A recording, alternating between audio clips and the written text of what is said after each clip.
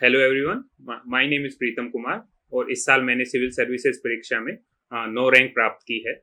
मेरा ऑप्शनल जो है वो मैथमेटिक्स था। मैं सीकर राजस्थान का रहने वाला हूँ। मेरे परिवार में जो मेरी माताजी हैं वो एक हाउसवाइफ हैं और मेरे पिताजी राजस्थान स्टेट गवर्नमेंट के अंडर एलडीसी की तरह काम करते हैं। जो मेरा एजुकेशन रहा है, मैंने 2018 से आईआईटी रोपड़ से ग्रेजुएट हुआ था इलेक्ट्रिकल इंजीनियरिंग में।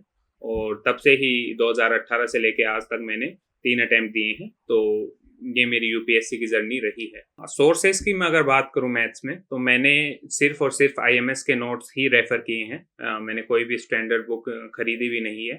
तो मुझे लगता है कि वो सफिशिएंट होते हैं अगर आप उनको अच्छे से थोरोली करते हैं। उसके साथ आप पीवाईक्यूज लगाते हैं, टेस्ट सीरीजेस लगाते हैं। तो आप उससे जो अगर थोड़ा बहुत अगर कवर भी नहीं भी होते कुछ टॉपिक्स, तो आप उनको भी इनसे कवर कर सकते हैं। तो मुझे लगता है कि ये सफिशिएंट होगा। तो अननेसेसरीली अपने आप को ओवरबर्डन ना करें कि स्टैंडर्ड बुक्स लेके, क्योंकि वो काफ़ी बार बल्कि हो सकती हैं और पूरी रेलेवेंट नहीं होती सिलेबस के लिए। मैंने 1 साल आईएमएस से कोचिंग ली थी 2018-19 में। तो वो हेल्पफुल रही है। लेकिन अगर आपको लगता है कि आप बिना कोचिंग भी कर सकते हैं, तो आप आईएमएस के नोट्स खरीद के आप इजीली मतलब अपना सिलेबस है जो कवर कर सकते हैं। उसके अलावा अगर आप स्टैंडर्ड बुक्स रेफर करना चाहें, तो वो भी आप कर सकते हैं। काफ़ी लोगों ने जो होते हैं कि वो प्योरली स्टैंडर्ड बुक से ही एग्ज़ाम को अच्छा टॉप करते हैं, तो अच्छे मार्क्स लाते हैं मैथ्स में।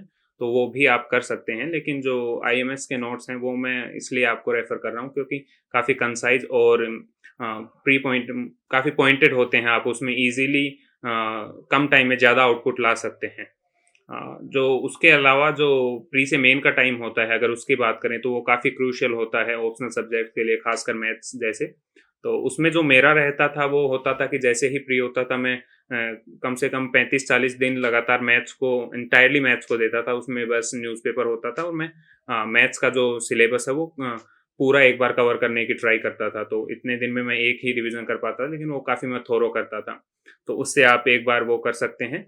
उसके अलावा फिर आप जीएस प्लस मैथ्स है वो साथ लेके चल सकते हैं। और जितना ये टाइम है उसमें आप जितने से ज़्यादा टेस्ट हो सकते हैं, आप वो देने की ट्राई करें।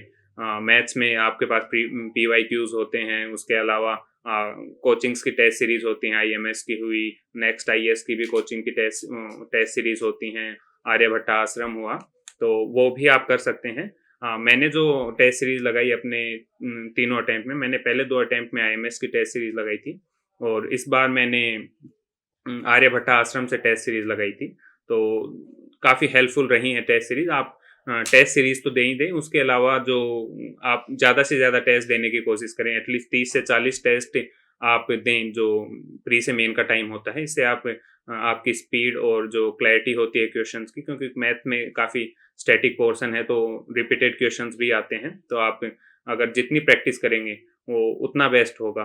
और जो कुछ टॉपिक्स होते हैं उनमें जो कैलकुलेटर का यूज़ होता है, वो भी आप मास्टर करने की कोशिश करें। जो न्यूमेरिकल एनालिसिस वगैरह हैं, स्पेशली उनमें जो कैलकुलेटर का यूज़ होता है, तो आप कैलकुलेटर में भी फास्ट कैलकुलेशन कर सकते हैं, तो उसका यूज़ भी करें टाइम बचाने के लिए।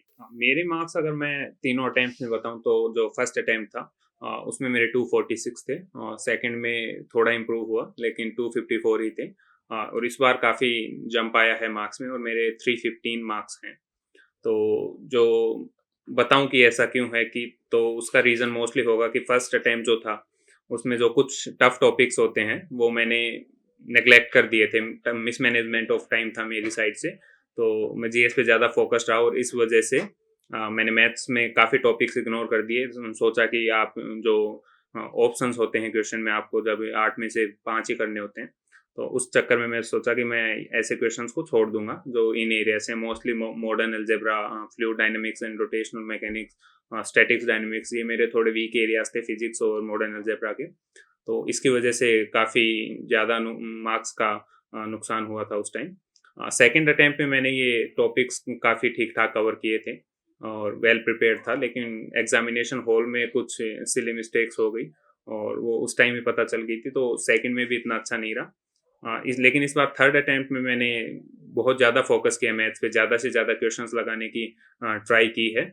और उसी वजह से जो मार्क्स का जंप है वो भी इस बार काफ़ी अच्छा रहा। इस बार मिस्टेक्स का इतना ज़्यादा स्कोप नहीं रहा जो पहले रहता था। थोड़ी बहुत जो होती हैं वो तो होती हैं, लेकिन आप अगर ज़्यादा बार बार प्रैक्टिस करेंगे, जितने टेस्ट आप लगाएंगे उतना ही आप जो एरर्स का स्कोप है वो मिनिमाइज कर सकते हैं।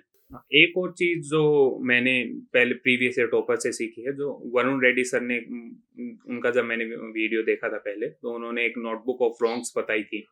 तो उसमें आप जो भी आपके टेस्ट सीरीज वगैरह या जब भी आप क्वेश्चंस प्रैक्टिस कर रहे होते हैं, तो जो उसमें आपके क्वेश्चंस गलत होते हैं या जो आपको लगता है कि ये अलग टाइप का क्वेश्चन है जो एग्जाम में प्रोबेबल है, आ सकता है, तो आप ऐसे क्वेश्चन की जो है वो एक नोटबुक अलग से मेंटेन कर सकते हैं। आप उसमें उनको लिख के रखें और जब भी मेंस का टाइम हो आप उनको अच्छे से वापस एक बार रिवाइज करके जाएं। तो अगर उनसे 2-4 क्वेश्चन भी अच्छे अगर आ जाते हैं आपकी उससे, तो आपको काफ़ी हेल्प मिलेगी इसमें, आपका काफ़ी अच्छे मार्क्स इम्प्रूव होंगे इसकी वजह से। अगर आप सोच रहे हैं कि आप जो मैथ्स है उसको एज ए ऑप्शनल रखें या नहीं, तो मैं बोलना चाहूँगा कि कंपैरेटिवली थोड़ा लेंथी होता है, टाइम कंज्यूमिंग भी होता है, लेकिन अगर आप एक बार इसको मास्टर कर सकते हैं, तो ये काफ़ी कॉन्फिडेंस बूस्टर की तरह काम करता है और आपको काफ़ी श्योरिटी रहती है कि अगर आपने मैथ्स में अच्छा किया है, तो आप डेफिनेटली लिस्ट में आएंगे। तो थोड़ा कॉम्प्लेक्स होता है मैथ्स, लेकिन वही है कि लास्ट में रिवार्डिंग बहुत होता है। तो all the best to the all the aspirants out there, do your part on completing the syllabus and you will definitely make to the list, and thank you for watching DKT.